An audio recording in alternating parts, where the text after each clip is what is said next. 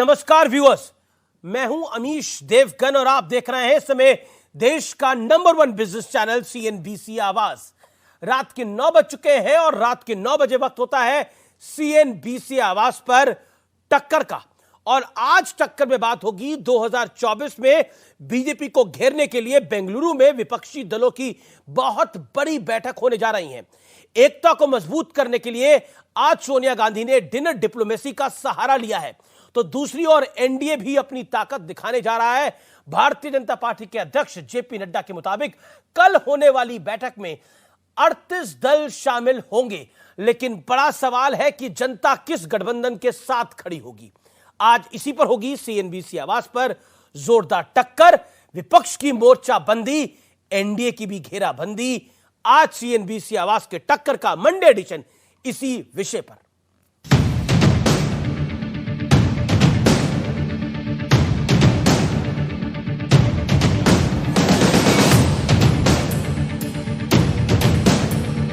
तो 38 पार्टनर्स कल इस मीटिंग में पार्टिसिपेट करेंगे। 24 की चुनावी चाल पर कुनबा बढ़ाने का सवाल है और तैयारी दोनों तरफ जोरदार है। पहले टीम विपक्ष का हाल देख लीजिए। दिल मिले या नहीं ये बाद में तय होगा, लेकिन बेंगलुरु में 26 दल जुट चुके हैं। 24 के चुनावी चूल्हे पे जो ख्याली खिचड़ी है वो खानदानी खुरचन से ज्यादा कुछ नहीं साबित होगी। जो ये एक लाइक माइंडेड पार्टीज का एक कुनबा बना है, आज ये देखकर भाजपा को नींद नहीं आ रही है। भाजपा डरी हुई है। प्रधानमंत्री और बीजेपी भोखलाई हुई है कि पटना के बैठक के बाद अचानक प्रधानमंत्री को एनडीए का ख्याल आया। जब दिल्ली डूबी हुई है, जब दिल्ली के लोग बाढ़ के पानी से निकलने के लिए परेशान हैं, तो आप चले गए बेंगलुरु। कि कांग्रेस पार्टी ने अभी तक दिल्ली के बाढ़ पर कुछ नहीं कहा। If zero adds to zero, it is nothing. ना करते करते अरविंद केजरीवाल भी बैठक में पहुंचे। दावा हुआ कि कांग्रेस अध्यादेश पर केजरीवाल के साथ है, इसलिए कांग्रेस का यह बयान सुनना भी जरूरी है। हम संविधान के मूल्यों की रक्षा करने के लिए खड़े हैं। कौन भले यहां किसी और की सरकार होती, मान लो भाजपा की सरकार होती और केंद्र में किसी और की सरकार होती, तब भी हम इस बात का विरोध करते कि गलत कार्य करने के बाद गलत समझौते ही करने पड़ते हैं। और पहली सरकार भी आम आदमी पार्टी ने कांग्रेस के समर्थन से बनाई थी। उधर एक हफ्ते के भीतर ही एनडीए के खेमे में 6 नए दल जुड़ गए और संख्या 30 पर पहुंच गई। और दोनों दल के मिलने से पूरे प्रदेश में एक बड़ी ताकत पैदा होगी।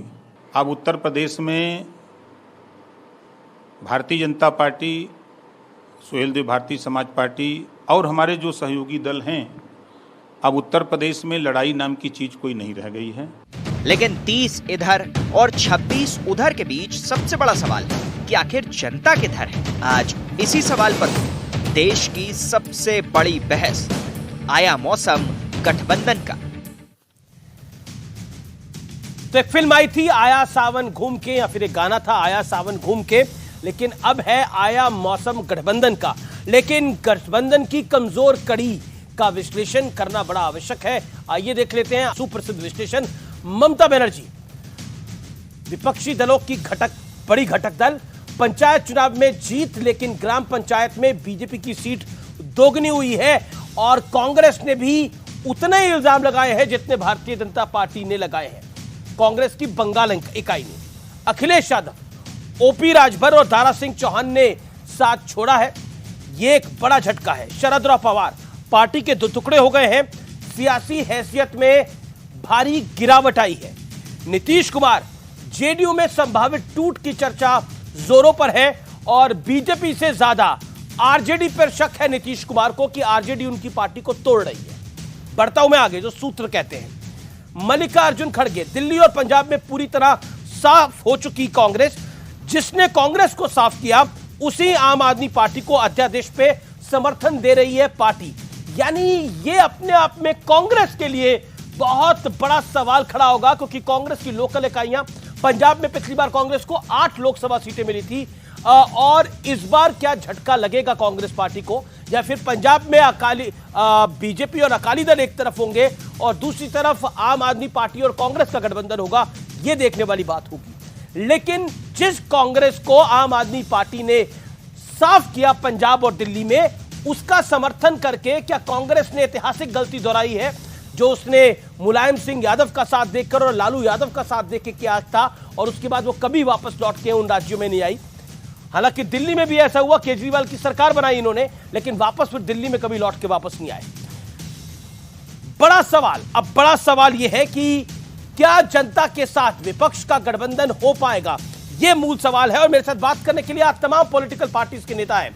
मेरे साथ टीम एनडीए में गौरव भाटिया है, मेरे साथ अरुण राजभर है जो कि बीएसपी के हैं, उनका अभिनंदन है। मेरे साथ जो टीम यूपी है उससे आलोक शर्मा जुड़ रहे हैं, अनुराग भदौरिया जुड़ रहे हैं, और आम आदमी पार्टी के मेरे साथ प्रियंका कक्कड़ है, उनका अभिनंदन है।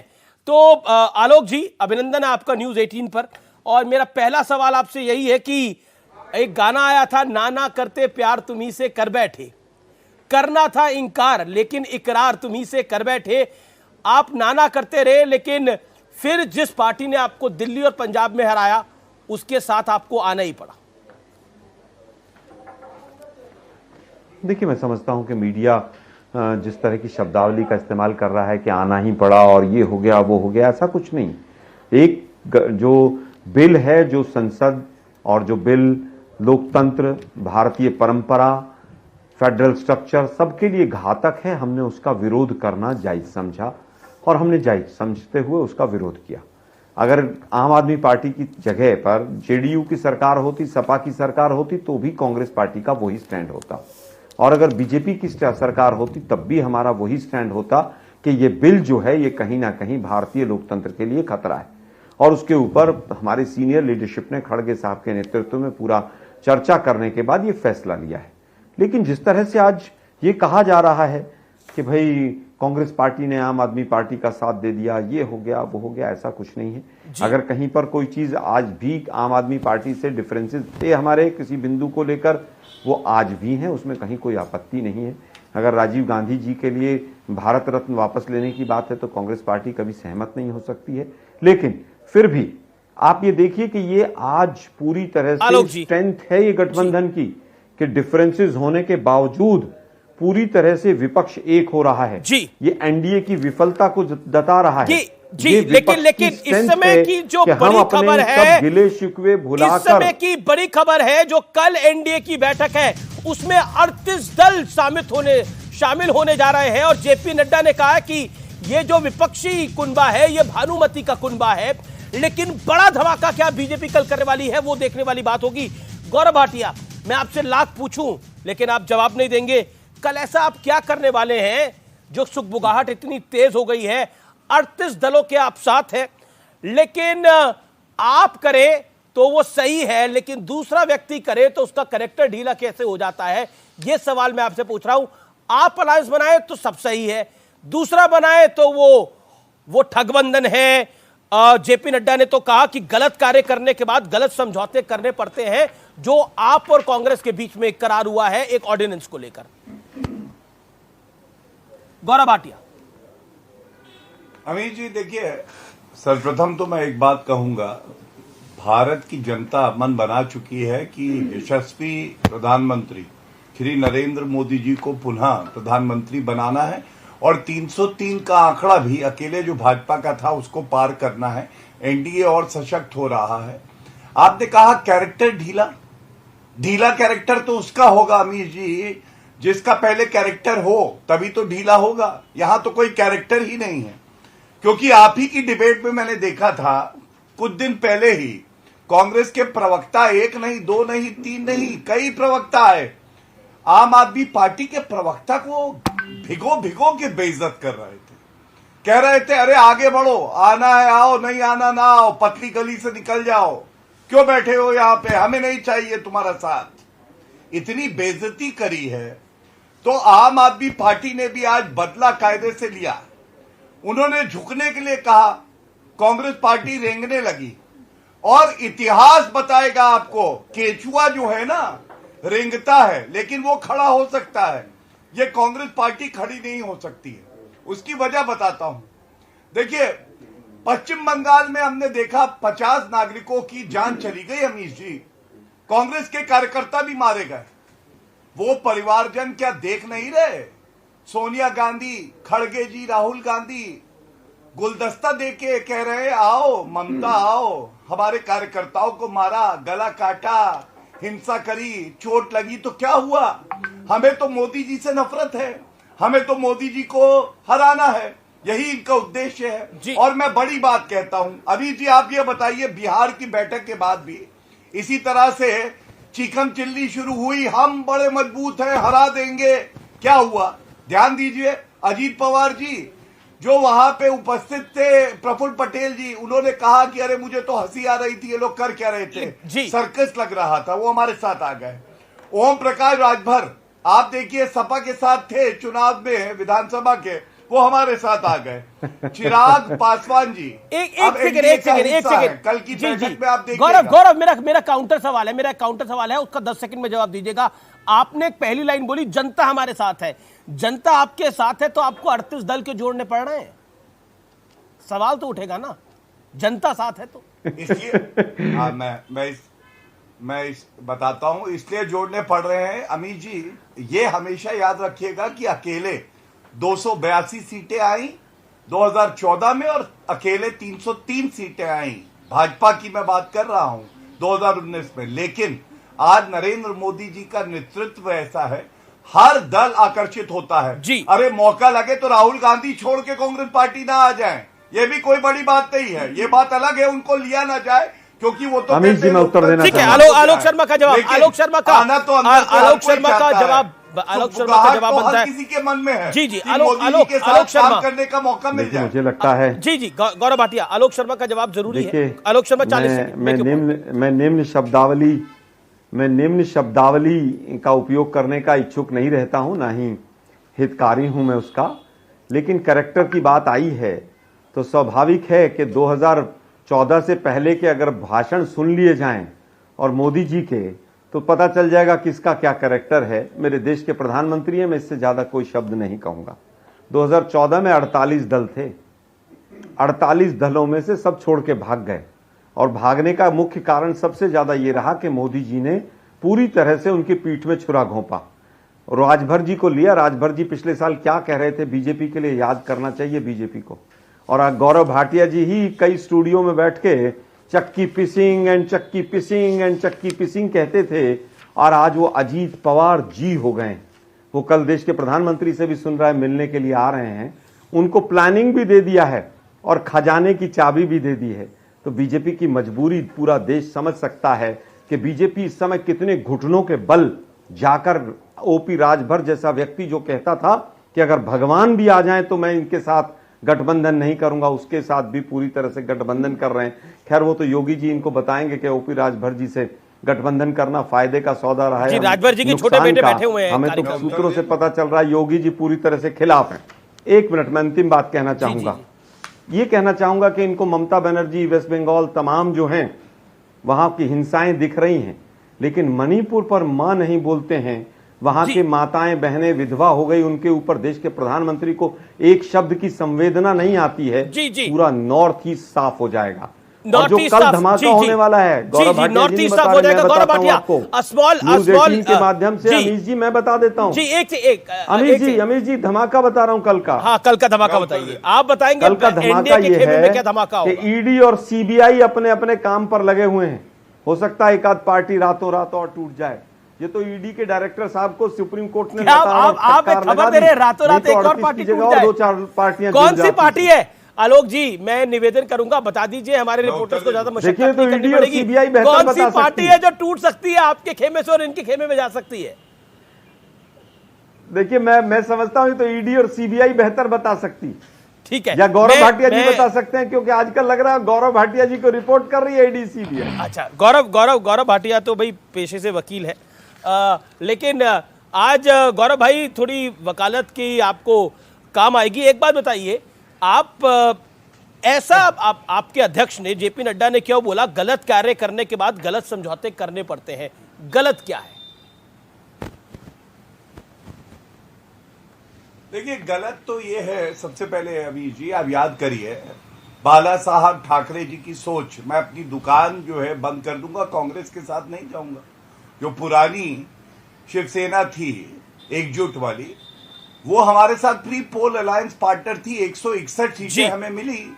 और पलटूराम उद्धव ठाकरे ने क्या किया हम सब ने देखा। बिहार में याद करिए, नीतीश कुमार जी छोटा दल, हमारा भारतीय जनता पार्टी का जनाधार बड़ा, फिर भी उनको मुख्यमंत्री बनाया। पलटूराम पलट गए। तो हमारे अध्यक्ष जी ने जो कहा बिल्कुल सही कहा कि अगर आप ऐसे समझौते करोगे तो फिर आगे चल के जनता आपको जवाब देगी, और देगी भी जी। मैं तो ये सोच रहा था, आज रात का आपको एक धमाका बताता हूं। आज बताया जा रहा है कि रात में जो रात्रि भोज है ना, उसमें कबाब है एक, खाने वाले हैं अनेक, नहीं बाकी सबके गले में हड्डी आने वाली है। अच्छा, मतलब आप उनके मेन्यू पे भी नजर रख रहे हैं गौरव भाटिया? मतलब आप उनके मेन्यू पे भी नजर रख रहे हैं? मेन्यू में तो बीजेपी कितनी चिंतित है, बीजेपी देखिए मेन्यू पे भी उनके नजर रख रहे हैं। मतलब क्या है, हमारी जानकारी के मुताबिक कई तरीके के वहां पर कई तरीके के व्यंजन बनाए गए हैं। जो यूपीए की बैठक हो रही है, उसमें एक डिनर का एक अच्छा खासा मेन्यू है। कल एनडीए की बैठक का भी मेन्यू हम खोल देंगे।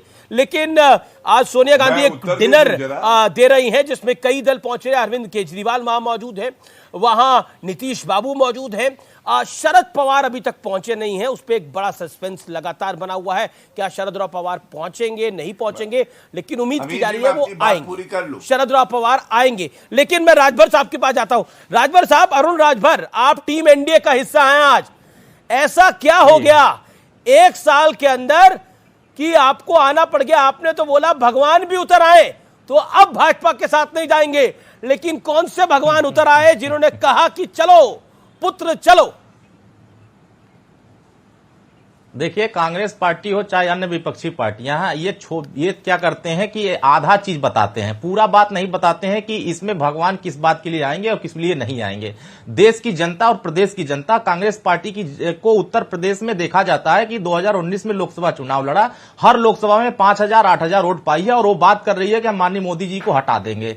अभी वो भी जितने विपक्षी दल इकट्ठा हो रहे हैं, ये सिर्फ मुंगेरी लाल के हसीन सपने देख रहे हैं, और ये सिर्फ एक एजेंडा बना रहे हैं, माननीय प्रधानमंत्री जी को हटाना। इनका कोई विजन नहीं है, कोई एजेंडा नहीं है, किसी प्रकार की कोई काम नहीं है, और ये सिर्फ भ्रष्टाचार से बचने के लिए, ईडी सीबीआई से बचने के लिए, क्योंकि जो गलत नहीं होता है वो इस डर को बार बार उजागर नहीं करता है, और जो डरता है वो बार बार इस बात को बताता है कि मुझे ईडी परेशान कर रही, सीबीआई, वो तो एजेंसियां वो कार्रवाई करती है, तो ये डर जाते हैं। तो कांग्रेस पार्टी हो चाहे अन्य जितने भी सपा बसपा इधर उत्तर प्रदेश में है, इनके पास आप कह रहे हैं कि आप नहीं है। विकास के लिए साथ गए हैं, आप डेवलपमेंट के लिए साथ गए हैं, आपको तो ईडी का कोई डर नहीं है? जैसे बार बार कहा जाता है कि ईडी का प्रेशर था, आप पे भी ईडी का प्रेशर था?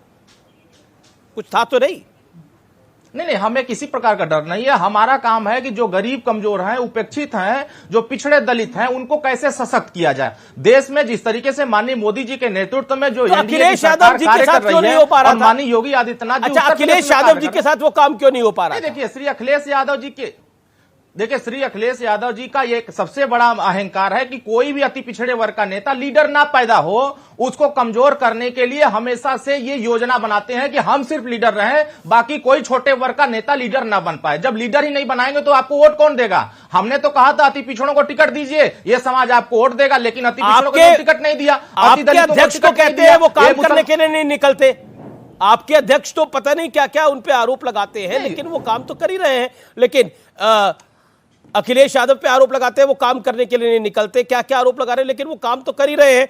ओके, देखिए, वो ट्विटर पर काम करते हैं, वो सच है कि वो डेटा खाली कागज पर काम करते हैं, ट्विटर पर काम करते हैं, और माननीय ओम प्रकाश राजभर जी और सुहेल देव भारतीय समाज पार्टी जनता के बीच में काम करती है। आज भी हमारे नेता माननीय ओम प्रकाश राजभर जी जनता के बीच में 3 जिले दौरा कर रहे हैं। तो अनुराग गुदरिया बीच में रहे, और जनता भी भारतीय जनता पार्टी तो भारतीय जनता पार्टी आगे कह रहे थे आने वाला हफ्ता आने दीजिए, देखिए क्या होगा। आने वाला हफ्ता आ गया, दारा सिंह चौहान बीजेपी में आ गया, राजभर साहब की पार्टी बीजेपी में आ गई। पता नहीं किस घड़ी आपने ये बोला था। देखिए, आप कह रहे थे कौन सा हाँ, मैंने बोला था ना, मैं कह तो रहा हूं कि आप कह रहे थे कौन सा भगवान आ गया। इनको सत्ता की चाय पीने की आदत है। जब भारतीय जनता पार्टी की सरकार थी तो भारतीय जनता पार्टी में थे, मंत्री थे, फिर इनको लगा हम जीत नहीं पाएंगे, समाजवादी में ही पार्टी में जाके हम जीत सकते हैं। वो कह रहे जीतने के लिए आए थे, वो कह रहे आप मेहनत जीत नहीं करते। आप सुन लीजिए, मैं पूरी बात कह लूं, फिर अरे आप बोलने ही नहीं दोगे, आप मुझे बोलूं तो आप, मैं पूरी बात तो कर लूं, जितना बोलने दिया उतना बोलने दीजिए।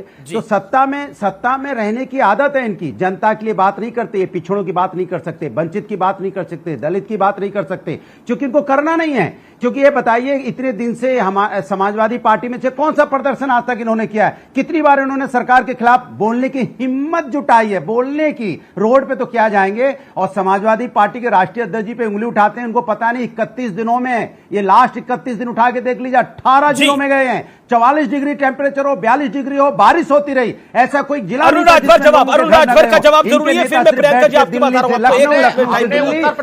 सत्ता की मलाई कैसे मिल जाए, उसको खाने में लगे। महारैली महिलाओं को जगाने का प्रयास किया, 8000 कहाँ, एक फोटो दिखा दो, एक फोटो दिखा दो, एक फोटो दिखा दीजिए ना। लेकिन क्या है, आप आकर टीवी को बकर बकर बक देते हैं, सत्ता की मलाई कहानी है और कुछ नहीं करना है। उत्तर की जनता आदिवासियों को सत्ता की मलाई के अलावा कुछ है? विपक्ष की बात, आप पिछड़ों की बात करते नहीं, आप दलित की बात करते नहीं।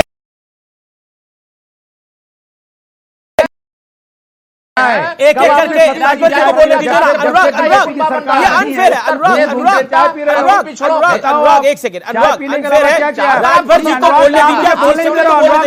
कमाल की बात करते हैं अमित जी, आप अन्याय करोगे तो यहाँ बैठा के आप मुझे बोलने नहीं देते, अनुराग चिल्लाते हो तो गलत बात है ना। क्या मुझे बुलाते हो और आप नहीं, हमें बुलाते हो? हमारा दल तो बड़ा है ना, आप मुझे नहीं बोलने दे रहे हो, अनुराग चिल्लाते हो तो गलत बात है अमित जी आपकी। आप अन्याय कर रहे हो बैठा के यहाँ। नहीं, मैं क्यों आना? अरे आप मुझे बोलने नहीं देते। चलिए, आज बड़ा दल छोटा दल हो गया। एक सेकंड देखिए, आज बड़ा दल छोटा दल हो गया। वो छोटा दल है, हम बड़े दल हैं। आज बड़ा दल और छोटा दल हो गया। एक सेकंड, आपने बोला हम बड़े दल हैं, वो छोटे दल है, यही कहा ना आपने? क्यों नहीं देते? कमाल की बात। आपने 1.5 मिनट बोला, आपने 1.5 मिनट बोला।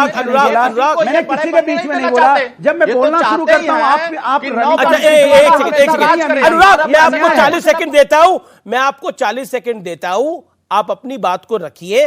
वो छोटा दल है, आप बड़े दल है, ये आपने कहा, क्यों कहा? देखिए, सवाल यह है कि भारतीय जनता पार्टी को देखो कि ये जिनकी आप बात कर रहे हो, जब तक समाजवादी पार्टी में थे, ये समाजवादी पार्टी में रह के भी, समाजवादी के गठबंधन में रह के भी कभी सत्ता के खिलाफ बोल नहीं पाए, क्योंकि तब भी ये घूम घूम के सत्ता की चाय पी रहे थे, क्योंकि उनको सत्ता के साथ रहना है। मेरे सवाल पता था समाजवादी सत्ता में आने वाली, इसलिए समाजवादी के साथ आए थे जीतने के लिए। बाद में समाजवादी सत्ता में नहीं आई तो इनको पता है जनता से तो कोई लेना देना नहीं, जनता के बीच में रहते नहीं। जनता के बीच में रहते तो उन्हें वैसाखी की जरूरत पड़ती जीतने के लिए। कभी हमारे पास जीतने के लिए आते हैं, कभी बीजेपी के पास जाते हैं, कभी बीजेपी को घर आते हैं, कभी आप समाजवादी को घर आ रहे हैं। वो जनता के साथ नहीं रहते हैं और जनता की आवाज उठाने वाले लोग नहीं हैं। ये सत्ता की मलाई खाने वाले लोग हैं। अनुराग, you made your point. 45 seconds done. You made your point. Anurag, you made your point. You made your point. आपने उनको थाली का बैंगन कहा, आपने उनको सत्ता का लालची कहा, छोटा दल कहा। जवाब राजभर साहब, अब आपका जवाब, देन प्रियंका जी। देखिए, ये इनकी देखिए यही अहंकार है कि जब कोई समाज अति पिछड़े वर्ग का नेता उभरता है तो उसको छोटा समझते हैं, और यही छोटा समझ करके इन्होंने अपने साथ हमको जोड़ा था कि हम बड़े हो जाएं। अरे माननीय ओम प्रकाश राजभर जी अगर सहारा नहीं बने होते तो 47 से 111 नहीं पहुंच पाते। यह बात भूल मत जाइए। आपने गठबंधन किया था, पूर्वांचल में आपने हमसे गठबंधन किया, क्या असर आपको मिला? आपको आंकड़ा क्यों बोलते हैं? 10 सेकंड में सुनते हैं आपको, महंगाई के मुद्दों पे आप नहीं बोलते, दलित के मुद्दों पे आप नहीं बोलते, राजभर साहब, आप सत्ता के लालची हैं, आप सत्ता के लालची हैं, और आप बेबुनियाद आरोप लगा रहे हैं अखिलेश यादव पर कि वो मेहनत नहीं करते, काम नहीं करते। 10 सेकंड में इसका जवाब दें प्रियंका। देखिए, समाजवादी पार्टी जब इस बात को कहती है, इनको 4 बार मौका मिला था, तो क्यों नहीं जाति जनगणना करा दिए? क्यों नहीं हर थाने पर राजभर चौहान बिन केवट मल्लापाल प्रजापति आर्यकर कुंसी को हिस्सेदारी दे दिया? क्यों नहीं समाज के हर वर्गों को भागीदारी दे दिया? आज जाति जनगणना क्यों याद आ रही है? आज गरीबों को बिजली का बिल माफ करने की बात क्यों आ रही है? सब सत्ता थी तो अपनी जाति, अपने अपराधी, अपने लोग याद आ रहे थे। पिछड़े दलित आदिवासी नहीं याद आ रहे। अच्छा ठीक है, अनुराग यू मेड योर पॉइंट। अनुराग राजभर साहब, मेरा निवेदन है, अनिल राजभर, अरुण राजभर, मेरा आपसे निवेदन है, आप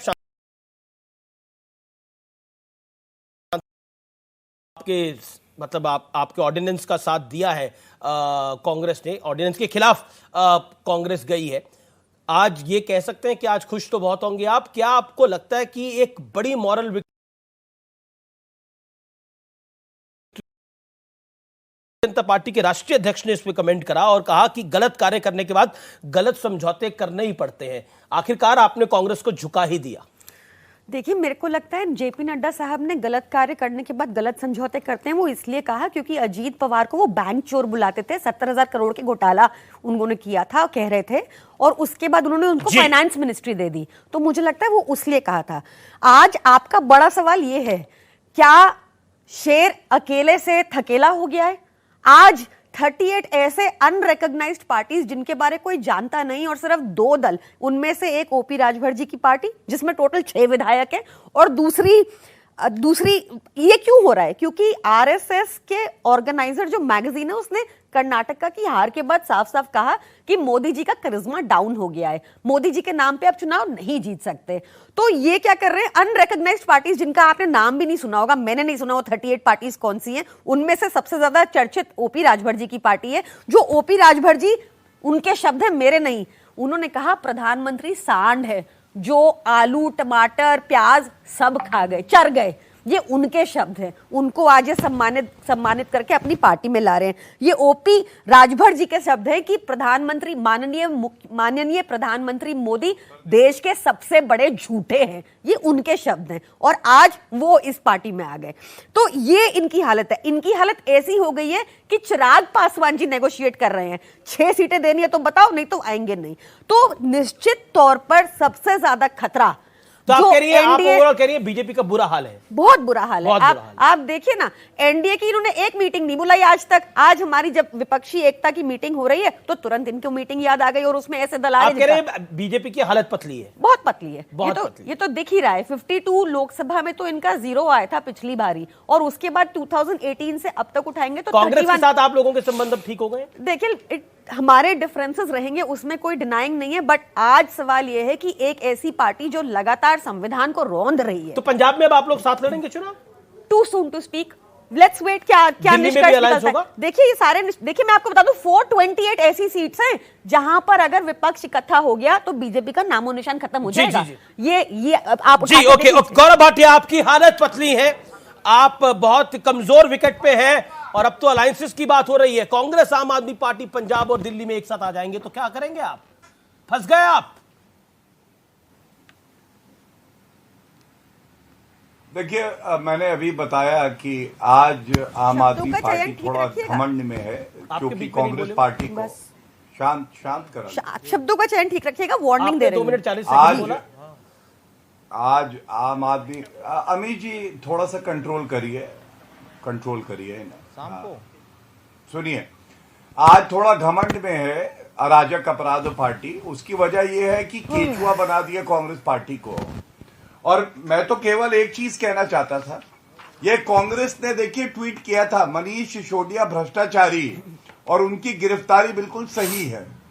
आज ऐसा लगता है कि मनीष सिसोदिया को बलि का बकरा बना दिया अरविंद केजरीवाल की महत्वाकांक्षा ने। उन्होंने कहा भैया मुझे तो आगे बढ़ना है, मनीष सिसोदिया सड़े जेल में है तो कट्टर बेईमान, तो मैं तो कुछ बोलूंगा नहीं। दूसरा, इनकी राजनीतिक हैसियत क्या है मैं बताता हूं। अमीर जी, लोकसभा में इनकी 1 सीट है और बातें ऐसे करते हैं कि शेर अब ये हो गया। अरे भारतीय राजनीति का जो है गीदड़ है अरविंद केजरीवाल। सुनिए क्यों कह रहा हूं, ये देखिए 10 सेकंड का ऑडियो क्लिप है। हमें भी एक ऑडियो क्लिप चलाना होगा फिर। आवाज नहीं आ रही गौरव भाटिया उसकी। हाँ, मैं फिर चला रहा हूं, सुनिए। अगर आप अगस्ता वेस्टलैंड में सोनिया गांधी को बचाने की कोशिश करोगे, ठीक है, तो मैं उसके खिलाफ आवाज उठाता नजर आऊंगा। ठीक है, मर जाऊंगा लेकिन बेईमानी बर्दाश्त नहीं करूंगा। हाँ, सुनिए, अभी बात पूरी नहीं हुई। जी, मर जाऊंगा लेकिन सोनिया गांधी को बख्शूंगा नहीं, गिरफ्तार कर लीजिए। और ये पलटू राम एक और है अरविंद केजरीवाल, ये अरुण जेटली जी श्रद्धेय, उनको गलत आरोप लगाए थे, उसके बाद माफी मांगी, उनकी चिट्ठी हाथ में लिया हुआ हूं। और ये क्यों लिया हूं? एक लोकसभा सीट की हैसियत बिल्कुल खत्म हो जाए। भ्रष्टाचारी भाजपा और सबसे ज्यादा जो है अटकल बयान देने वाले अरविंद केजरीवाल, और उसके बाद यहाँ पे उनकी प्रवक्ता बोल रही है। मैं केवल इतना ही कहूंगा, अच्छा मैं अरविंद केजरीवाल से ऊपर हूँ। अच्छा अरविंद केजरीवाल को भेज देना, फिर मैं अरविंद केजरीवाल का बयान सुनाता हूँ, ये मेरा सुना रही है। वाह, मुझे अच्छा लगा। ठीक है, इस समय की बड़ी ब्रेकिंग स्टोरी है, एनडीए में एक और घटक दल की एंट्री हुई है। चिराग पासवान औपचारिक रूप से अब एक बार फिर एनडीए का पार्ट बन गए हैं। एनडीए की बैठक से पहले ये इस समय की बड़ी खबर है, चिराग पासवान एनडीए में शामिल हो गए हैं। लेकिन दूसरी बड़ी खबर भी एनडीए के खेमे से आ रही है। जेपी नड्डा ने ट्वीट करके जानकारी दी है चिराग पासवान की शामिल होने की। उन्होंने कल लिखा है चिराग पासवान का स्वागत है। लेकिन एक और बड़ी खबर है, साउथ से यानी साउथ इंडिया से एक बड़ा दल कल एनडीए से जुड़ी एक्सक्लूसिव खबर है, वो बीजेपी के साथ जुड़ सकता है और ये नया साथी होगा, ये बिल्कुल नया साथी होगा। साउथ से मिल सकता है एक बड़े दल का साथ। ये इस समय की ब्रेकिंग स्टोरी है और इस समय की ये बड़ी खबर है। लेकिन सस्पेंस बरकरार है, शरद पवार कल पहुंचेंगे नहीं पहुंचेंगे। हालांकि जानकारी ऑफिशियली यही आ रही है कि जाने की पूरी संभावनाएं हैं, लेकिन क्या वो पहुंचेंगे नहीं पहुंचेंगे उस पर है। लेकिन साउथ से एक एनडीए के साथ एक बड़ा दल जुड़ सकता है। आलोक शर्मा, एनडीए का कुनबा बढ़ रहा है और साउथ में एक और एडिशन हो सकता है। 40 second, your first take on this. देखिए, मुझे लगता है कि मोदी जी जो कहते थे एक अकेला सब पर भारी, वो जहां पर साउथ इंडिया में बिल्कुल एब्सेंट है, वहां पर भी उनको लोग ढूंढने पड़ रहे हैं। छाती पीट कर संसद से लेकर और तमाम लोगों तो बीजेपी के लोग भी कहते थे कि एक अकेला सब पर भारी। जहां तक गठबंधन की बात है, अगर बीजेपी का इतिहास देखें तो इन्होंने सबके साथ ही तो सरकारें बनाई हैं। आप देखिए, नेशनल कॉन्फ्रेंस को 40 साल तक ये लोग गलियाते रहे और उसके बाद जब अटल बिहारी को कहा गया कि सबसे भ्रष्टाचारी लोग हैं, उसके बाद सरकार में शामिल हो गए। तो आप देखिए जिस तरह से पीडीपी को कोस पानी पी पी कर कोसा और फिर पीडीपी के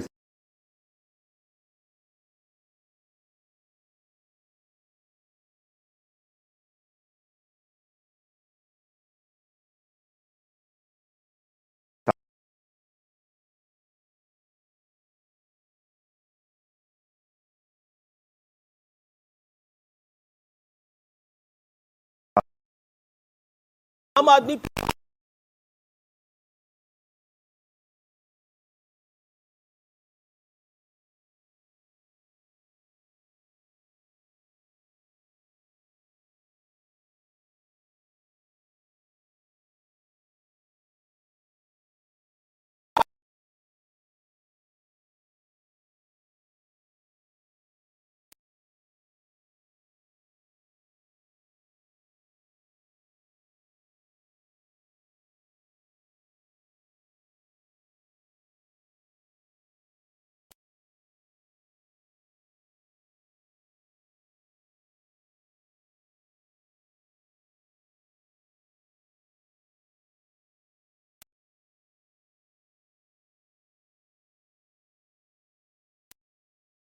71,000 करोड़ का घोटाला करने वाले लोग हैं ये।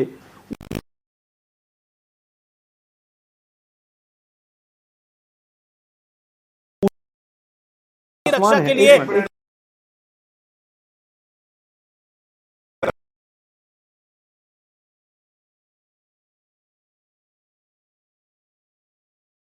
पंजाब में कौन करेगा? आप मुझे बताइए। अजय माकन क्या कह रहे थे, संदीप दीक्षित क्या कह रहे थे, आपके प्रवक्ता ऑफिशियली क्या कह रहे थे, राधिका खेड़ा हो, अलका लांबा हो, आप हो खुद।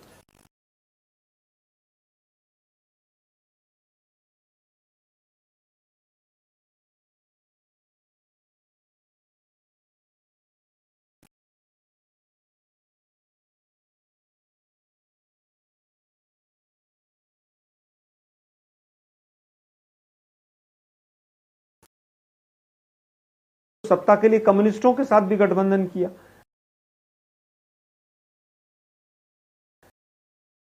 भाई है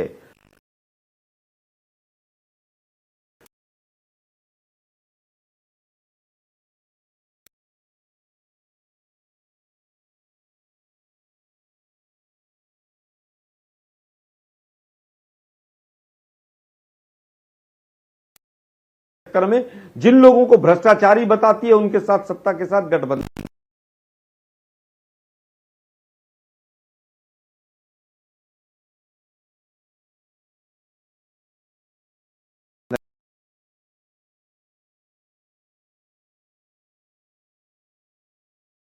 एक मिनट, आप तो कहते थे भ्रष्टाचार हुआ है, कि आपके बीजेपी प्रदेश अध्यक्ष ने बोला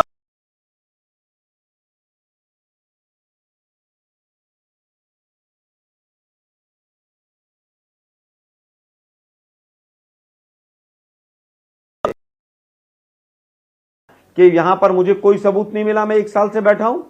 क्या यह सच नहीं था? हाँ या ना?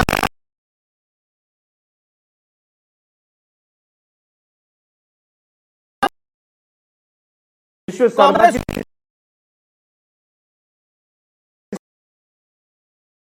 आप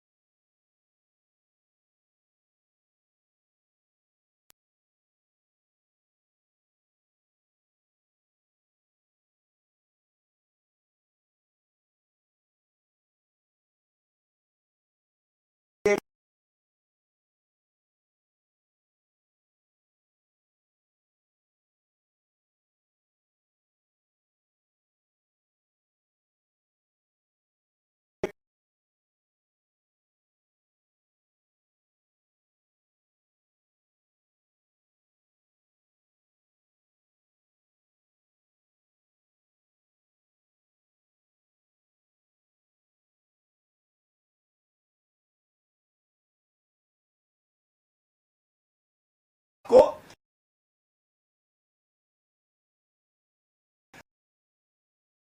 बिहार में लालू बोले बिहार छोड़ दो,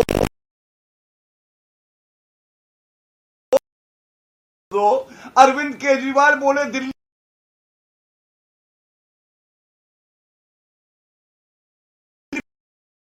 केजरीवाल ने लेकिन द्वारा भाटिया अरविंद के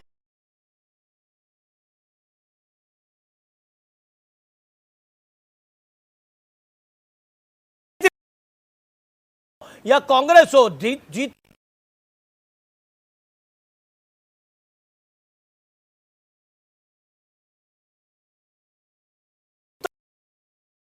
के अगेंस्ट कांग्रेस की समूची लीडरशिप थी उनके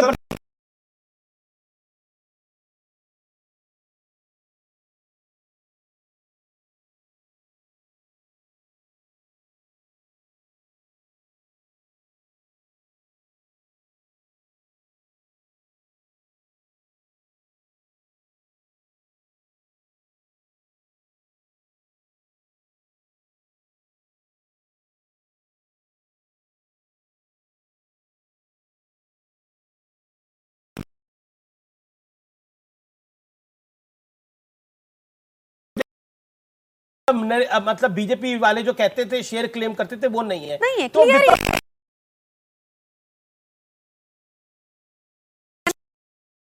पास अलायंस जो लेके आ रही है सबको, और उसमें प्रचार सिर्फ ओपी राजभर जी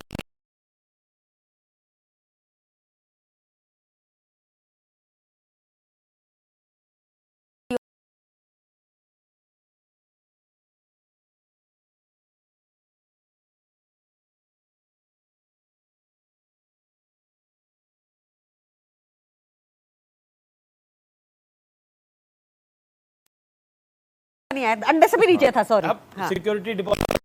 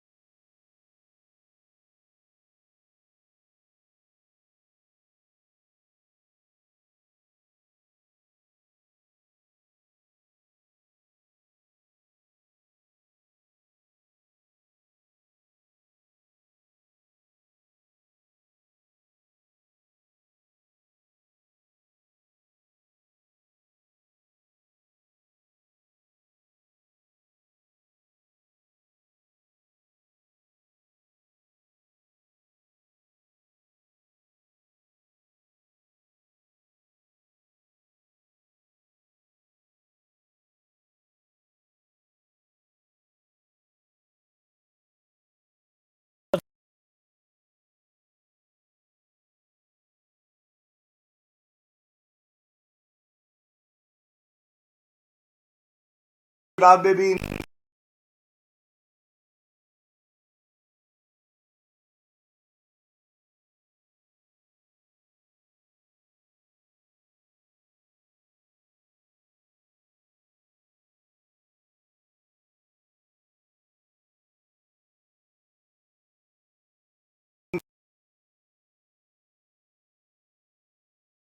प्रियंका एक जवाब बात मैं और कर दूं। देखिए 2000 जी जी गौरव यू मेड योर 30 सेकंड मेरे टाइम लिमिट है। मेरा मानना है कि गौरव भाटिया जी के पास रीढ़ की हड्डी 2016 या 17 तक की, जब वो साफ बताते थे आरएसएस दंगे करवाती है, बीएचपी दंगे करवाती है। बताओ ना, इनकी आइडियोलॉजी पलट गई, इनकी आइडियोलॉजी पलट गई क्योंकि सत्ता लोभ है इन पार्टी को।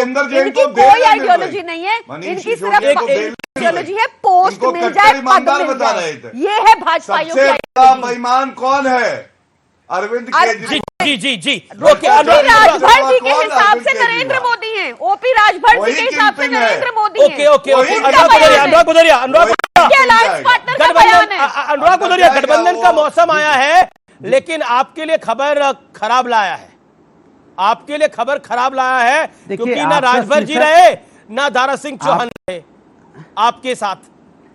देखिए आपका शीर्षक बहुत बढ़िया था, और जैसे आपका शीर्षक मैंने सुना तो मैंने पेन हाथ में होता है तुरंत 2 लाइन मैंने लिख दी कि आया मौसम विपक्ष के गठबंधन का, दल मिले हैं, दिल मिले हैं, जनता के जीत का अरमां खेले हैं, सभी विपक्षियों के अभिनंदन का आया मौसम गठबंधन का। अब भारतीय जनता पार्टी की हालत देखिए, टॉर्च लेके घूम रहे हैं भैया गली गली, मिल जाओ। अरे चिराग पासवान मिल गए, आओ भैया आओ, तुम्हारी झोपड़ी तो हमने खत्म ही कर दी थी, उसमें तो आग वाग लग गई थी, गायब होगी झोपड़ी, आओ दोबारा से आपकी झोपड़ी सजाएंगे, आओ हमारे पास आओ। फिर खोज रहे हैं, अभी लगे अकाली दल पे भी टॉर्च मार रहे हैं, आओ आओ आप किसी तरह से आप भी आओ। चूंकि जब आदमी कमजोर होता है ना, जब उसे लगता है वो हारने लगता है, परेशान होता है, तो साथियों को सोचता है। तब इसके पहले कभी एनडीए की मीटिंग नहीं हुई, अब विपक्ष की मीटिंग को, विपक्ष की एकता की मीटिंग कब एनडीए की मीटिंग हो रही है। अब लगे टॉर्च घूमने, क्योंकि हार का डर सता रहा है, इसलिए सबको एक साथ लेके चलना है। कमाल की बात है। अरे जो लोगों को सत्ता के साथ रहना है वो सत्ता के साथ रहेंगे, हम सत्ता में आ जाएंगे, हमारे साथ रहेंगे। सत्ता में रहने वाले लोग किसी के नहीं होते, ढुलमुल होते हैं, वो सत्ता के साथ परेशान नहीं। आपके साथ राजभर जी एक भी नहीं आ रहा है, आपके साथ सत्ता की भलाई और आप सत्ता एक खाते से जाकर दूसरे के खाते में जा रहे हैं। एक सेकंड राजभर भाई आपके साथ नहीं आ रहे। एक सेकंड अरुण राजभर शराफत से अपनी टर्न का वेट कर रहे हैं। अनुराग गुदरिया, अरुण राजभर आपको कौन सी टॉर्च से खोजा गया था, जैसा समाजवादी पार्टी के नेता बोल रहे हैं, आपको कौन सी टॉर्च से खोजा गया? समाजवादी पार्टी उत्तर प्रदेश में अब समाप्तवादी पार्टी की तरफ जा रही है, वो बहुत कुछ बोलेंगे, जनता उनको नोटिस में नहीं ले रही है। विपक्षी एकता जैसे बन रही है, जिनमें 500 वोट दिलाने की क्षमता नहीं है उसको भी अपने गठबंधन में शामिल कर रहे हैं, जिनके एक विधायक जिताने की हैसियत नहीं है वो भी उस गठबंधन में शामिल है। और ये चल रहा है 80 लोकसभा सीट को हराने के लिए उत्तर प्रदेश, दिल्ली का सफर उत्तर प्रदेश से तय होगा, और उत्तर प्रदेश में समाजवादी के साथ कोई नहीं बचा है, सारे पिछड़े दलित कमजोर सब साथ छोड़ चुके हैं। अब माननीय ओम प्रकाश राजभर जी जब से एनडीए में, तो आप देख रहे हैं सीएनबीसी आवाज पे टक्कर, और टक्कर के मंडे एडिशन में आपका एक बार फिर अभिनंदन है। और अब मैं आपको थोड़ा फ्लैशबैक में व्यूअर्स लेके जाना चाहता हूं। ये बात है 20 साल पुरानी, आज 20 साल पुरानी कहानी में लेके आया हूं आपके लिए। साल 2003 याद करिए, नोएडा में रहने वाली निशा शर्मा को याद करिए, उसकी शादी को याद करिए। दिल्ली निवासी मुनीश दलाल के साथ तय हुई थी इनकी शादी। दोनों परिवारों के बीच तय हुआ था कि शादी 11 मार्च को 2003 को नोएडा में होगी, लेकिन बारात पहुंची तो पूरा सीन बदल चुका था। निशा के परिवार ने गंभीर आरोप लगाया कि मुनीश के परिवार ने 12 लाख रुपए और गाड़ी की डिमांड रख डाली है। इसके बाद निशा ने शादी से इंकार कर दिया। मुनीश के परिवार के खिलाफ शिकायत भी दर्ज करा दी गई। पुलिस ने अगले ही दिन मुनीश दलाल को अरेस्ट कर लिया, गिरफ्तार कर लिया। इतना ही नहीं, 15 मार्च 2003 को मुनीश की बुजुर्ग मां को भी अरेस्ट कर लिया गया, गिरफ्तार कर लिया गया। मुनीश ने 2 महीने जेल में बिताए, जबकि मुनीश की मां, जो कि 31 मई 2003 को रिटायर होने वाली थी, उनकी नौकरी चली गई, जिसकी वजह से उन्हें सालों तक अपने पीएफ और ग्रेजुटी की के लिए भटकना पड़ा। एक लोअर मिडिल क्लास फैमिली से आने वालों के लिए तकलीफ बहुत बड़ी थी। आखिरकार करीब 9 साल बाद कोर्ट ने मुनीश को दहेज के आरोपों से बरी कर दिया, लेकिन इस दौरान मुनीश के परिवार ने अपने घर से 75 किलोमीटर दूर 320 बार अदालत में पेश होना पड़ा, जबकि निशा का परिवार केवल 10 बार कोर्ट में पेश हुआ। 11 मार्च 2003 के बाद मुनीश का परिवार समाज की नजरों में विलेन बन चुका था और निशा शर्मा एक सेलिब्रिटी बन चुकी थी। लोग निशा को आयरन लेडी बताने लगे थे। ये खबरों की कटिंग्स आप देख रहे हैं। हर दिन अखबारों में निशा के कसीदे छापे जाते थे। निशा दहेज विरोधी मुहिम की पोस्टर गर्ल बन चुकी थी। वक्त लगा, लेकिन सच सबके सामने आ ही गया और 2012 में कोर्ट ने मुनीश को बाइज्जत बरी कर दिया। इस केस में यह समझ आया कि जो कानून महिलाओं के सशक्तिकरण के लिए बने हैं, उनका किस हद तक दुरुपयोग होता है, यह निशा शर्मा का केस बताता है। इसका सबसे बड़ा उदाहरण भी है। लेकिन समय का चक्र देखिए, 2003 में जिस निशा शर्मा ने मुनीश के परिवार को दहेज के आरोपों और अदालतों के चक्रव्यूह में फंसाया था, 10 साल बाद करम ने उनको खुद सीमा के घर पर दस्तक दे दी।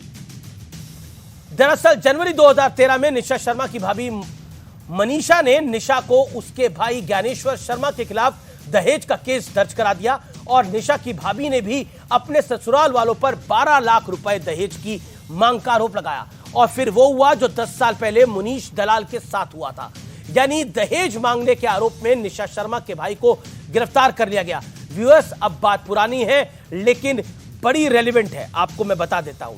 आज भी है। इस पूरी कहानी से हमें 2 शिक्षा मिलती है। पहला ये कि कानून नागरिकों के अधिकारों की रक्षा के लिए है और दूसरा ये, झूठ के पांव नहीं होते। आज मुनीश को बाइज्जत बरी कर दिया गया है और कानून कहता है कि हम निशा को कोई सजा नहीं दे सकते। सोचिए उस समय क्या हुआ होगा। फिलहाल सीएनबीसी आवाज की टक्कर को यहीं समाप्त करते हैं, लेकिन आया मौसम गठबंधन का, यह हम कह सकते हैं। और यह जो गठबंधन का मौसम है, यह मौसमी ही रहता है। फिलहाल इतना ही। नमस्कार।